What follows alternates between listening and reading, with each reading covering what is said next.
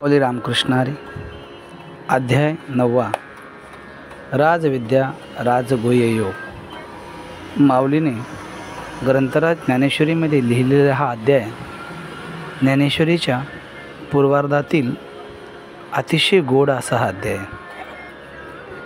या अध्यायामध्ये माऊलीने श्रोत्यांना अवधान कसे द्यावे, म्हणजे कोणत्या गोष्टीकडे कसं लक्ष द्यावं आणि लक्षपूर्वक चिंतन कसं करावं, देवाचं ध्यान कसं करावं, हे महत्त्व या अध्यायात सांगितलेलं आहे। आणि श्रोत्यांना विनंती केलेली आहे की श्रोते किती श्रेष्ठ आहेत आणि श्रोत्याने श्रवण भक्तीने देवाशी कसं सख्यत्व साधता येतं, नम्रता अंगी कशी असावी, याबद्दल माऊली या अध्यायात सांगतात। त्याचबरोबर आपल्या मनातील भावना, मनातील इच्छा, कल्पना किंवा अतिशय महत्त्वाची जिव्हाळ्याची गोष्ट आपण कोणाला सांगावी, हे सुद्धा माऊलीने अध्यायात सांगितलेलं आहे। देव सर्वत्र आहे, परंतु अहंतेमुळे, अहंकारामुळे देव आपल्याला दिसत नाही। जसं गाईच्या स्तनामध्ये दूध आहे, पण गोचिडाला ते दिसत नाही बरं। कमळाचा कंद पाण्यात असतो बरं, पण पाण्यात राहणाऱ्या बेडकाला तो घेता येत नाही।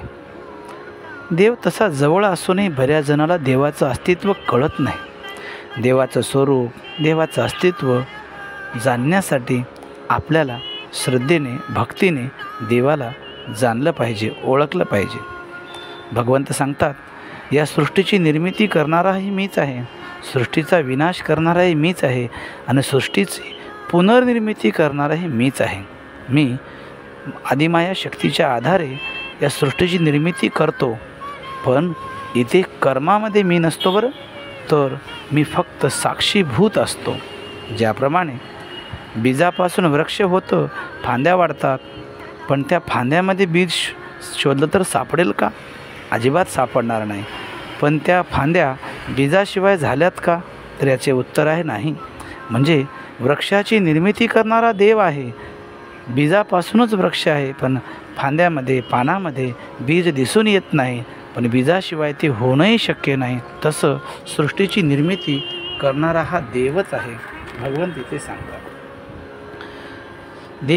देवाचे कर्मात असून नसणे यालाच म्हटलेले आहे। याचबरोबर साधू कसे असावेत, साधू म्हणावं तरी कोणाला, याचीही व्याख्या या अध्यायात माऊली करतात।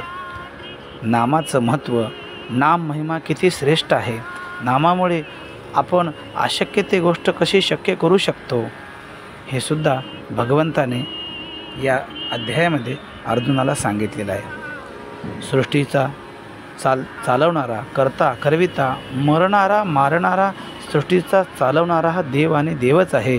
आणि हा जर देव कळून घ्यायचा असेल तर देवाला अनन्य भावे शरण जावं लागतं। जगाच्या उत्पत्तीचं कारण देव आहे, ओंकाराचं बीज श्रीकृष्णच आहे आणि ओंकाराच्या आदी अंती मधी 3.5 मातृकामध्ये देवच ओतप्रोत भरलेला आहे।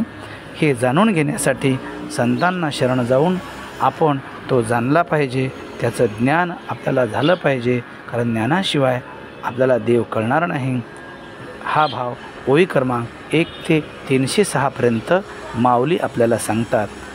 या खरं म्हणजे या अध्यायात आपण अनेकदा ज्या ओव्या कीर्तनात, भजनात, प्रवचनात वापरतो, त्या सुंदर ओव्या ओवी क्रमांक 1 ते 306 मध्ये आलेल्या आहेत। साधकांसाठी हा अध्याय म्हणजे गोड प्रवणीच आहे। रामकृष्ण हरी।